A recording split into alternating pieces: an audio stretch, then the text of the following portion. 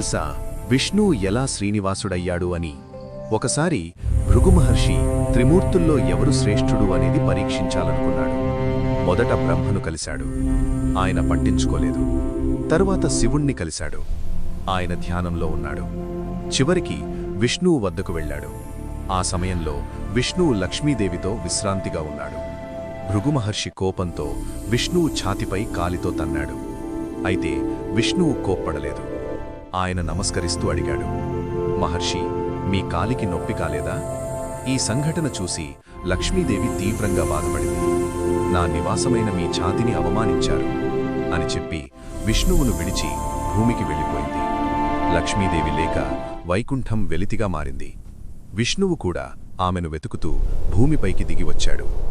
అదే శ్రీనివాసుడి ఆరంభం. పార్ట్ 2 కోసం ఛానల్ని సబ్స్క్రైబ్ చేసి పార్ట్ 2 అని కామెంట్ చేయండి.